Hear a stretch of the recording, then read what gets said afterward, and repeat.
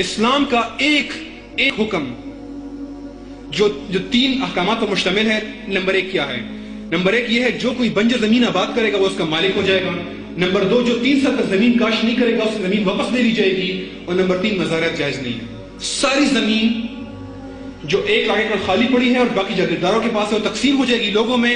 लोगों का रोजगार का मसला, रोटी का मसला, आटे का मसला, लोगों की जो गुर्बत का मसला एक झटके से हल हो जाएगा। यह है इस्लाम जो एक झटके से आपके मसाइल हल कर देता है।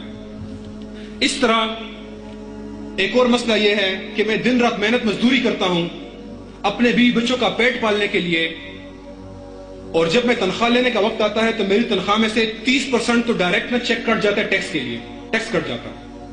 उसके बाद 70% मैं घर लाता हूं, उसमें से जब मैं कोई राशन खरीदता हूं उसमें से 16% जीएसटी कट जाता है। उसके बाद पार्किंग की फीसें अलग हैं, जब पेट्रोल खरीदता हूं उस पर 35 रुपए लीटर उधर से कट जाता है। जब मैं बिजली का बिल देता हूं उसके ऊपर सरचार्ज, एडिशनल सरचार्ज और विदहोल्डिंग टैक्स अलग कट जाता है। अगर अपनी वालदा या बाई से बात करने के लिए मोबाइल में इजी लोड करता हूं तो उस पर 31% टैक्स कटता है। मिल मिला के 31% टैक्स मेरे मोबाइल के इजी लोड से कट जाता है। यार तनख्वाह में मेरे पास बचता क्या है? ये तो मैं जरदारी का पेट पालने के लिए मेहनत कर रहा हूं। जरदारी फंड में सारे चीज जमा हो रहे हैं, काम हम कर रहे हैं, मेहनत मजदूरी हम करते हैं, तनख्वाह सारी की सारी जरदारी फंड में जमा हो रही है। तो हम कैसे गरीब नहीं होंगे? ये निजाम है जो हमें गरीब कर रहा है। इस्लाम क्या कहता है? ला युदखिलुल जन्नह साहिबुल मक्स, जो टैक्स लेकर जन्नत नहीं जाएगा। इन साहिबुल मक्स फिन नार, जिसने टैक्स लिया दोज़ख में। ना इनकम टैक्स है, ना जनरल सेल्स टैक्स है, ना विदहोल्डिंग टैक्स है, ना सरचार्ज है, ना एडिशनल सरचार्ज है, ना पार्किंग फीस है, ना अदालत की फीस है, ना टोल टैक्स है। ये कोई टैक्स इस्लाम में नहीं है। 2.5% ज़कात दें और बाकी माल आपका है। इसको हलाल तरीके से कमाएं, 2.5% ज़कात दें, अपने बीवी बच्चों को के साथ खुश और खुरम रहें। यह इस्लाम का मसला हल करता है इस तरह से आपके सामने। इस तरह एक और मसला यह है कि धड़ाधड़ चीजें महंगी होती जाती हैं, और जब महंगी होती है तो फिर उसकी कोई स्पीड ही नहीं होती। 5th गियर के अंदर वो डायरेक्ट ऊपर चढ़ रही होती है।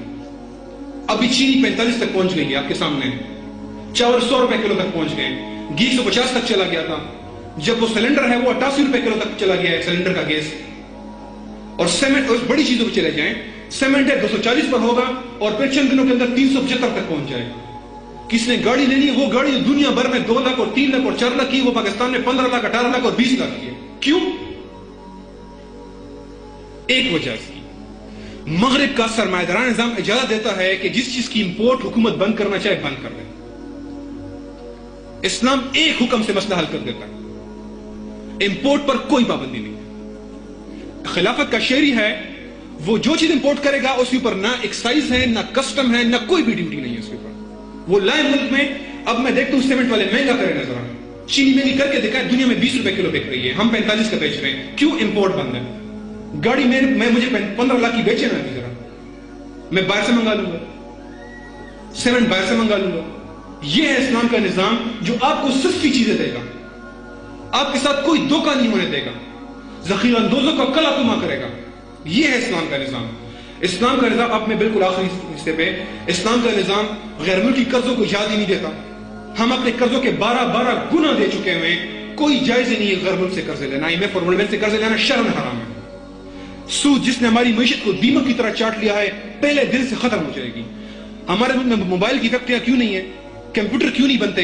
ये पैटेंट्स और कॉपीराइट्स लगाए हैं इन्होंने। इस्लाम और खिलाफत जूते की नोक पर रखेगी इनकी पैटेंट्स और कॉपीराइट्स को। पाकिस्तान में बनेंगे सारे मोबाइल बनेंगे, हमें बाहर से इंपोर्ट करने की जरूरत नहीं है। पाकिस्तान में बनेंगे सारे लैपटॉप कंप्यूटर बनेंगे, एडवांस इंडस्ट्री बनेगी, F-16 बनेंगे, अल-खालिद टैंक बनेंगे, और दुनिया की जो स्टेल्थ बम्बर हैं सारे के सारे पाकिस्तान में बनेंगे। हम किसी पैटेंट्स को नहीं मानते, किसी कॉपीराइट को नहीं मानते। इस्लाम इन स्टॉक एक्सचेंजों को पहले दिन बंद करवा देगा। ये जुए के अड्डे हैं सारे, जो कई दफा डूब चुके हैं, और गरीब सरमायादार जो होता है उसके पैसे सारे डूब जाते हैं, और चंद बड़े सेठ जो बैठे हुए हैं ये लूट रहे हैं। और ये मगरिब में भी डूब गए, पाकिस्तान में भी डूब गए। ये जुए के अड्डे बंद करके ये पैसा सारा इंडस्ट्री में लगाया जाए।